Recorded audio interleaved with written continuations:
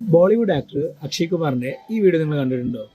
मेरे father wrestler थे, मेरे फादर आर्मी में थे, because my father was an accountant. ഒന്ന് കളിയാക്കാനുള്ള വക അതിലുണ്ട് അല്ലേ. പുള്ളിയുടെ സിനിമ അല്ലെങ്കിൽ പുള്ളിയുടെ അഭിനയപരമായിട്ടും പുള്ളിയുടെ രാഷ്ട്രീയപരമായിട്ടും ഒട്ടും യോജിപ്പില്ലാത്ത ഒരാളാണ് ഞാൻ.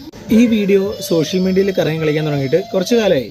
ഫുൾ ട്രോൾസും കളിയാക്കലും ഇതിനെപ്പറ്റി പലതരത്തിലുള്ള മീമുണ്ടാക്കലും മൊത്തത്തിൽ നല്ല രീതിയിൽ കളിയാക്കി വിട്ടിട്ടുണ്ട് അക്ഷയ് കുമാറിന്. പക്ഷേ ഞാൻ ഉൾപ്പെടെയുള്ള ആളുകൾക്ക് ഒന്ന് ഇതിന്റെ സത്യാവസ്ഥ അന്വേഷിക്കുന്നതിന് പകരം പെട്ടെന്ന് കളിയാക്കാനാണല്ലോ കൂടുതൽ എളുപ്പം. എല്ലാവർക്കും താല്പര്യവും അത് തന്നെയാണ്. ഫണ്ണായിട്ടുള്ള ട്രോൾ വീഡിയോസ് ഇറങ്ങിയിട്ടുണ്ടായിരുന്നു. പക്ഷേ അതൊക്കെ എൻജോയ് ചെയ്തതിന് ശേഷം ഞാൻ ചുമ്മാ ആലോചിച്ചത്, ഇത്രയും ഫെയിം എത്തുന്ന പുള്ളി ഇമാരൊരു അബദ്ധം, അതും ഇത്രയും കാര്യങ്ങൾ വെച്ചൊരു അബദ്ധം ചെയ്യണമെങ്കിൽ അതിൽ സംതിങ് ഫിഷി അല്ലേ.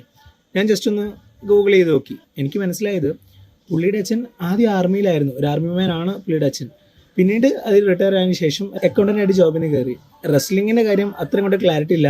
എന്നാലും ഞാൻ ആലോചിച്ച് നോക്കിയപ്പം പുള്ളിക്ക് ഒരു പാഷൻ ഉണ്ടായിക്കൂടെ, അല്ലെ പുള്ളി പ്രാക്ടീസ് ചെയ്യുന്ന ഒരു കാര്യം ഉണ്ടായിക്കൂടെ.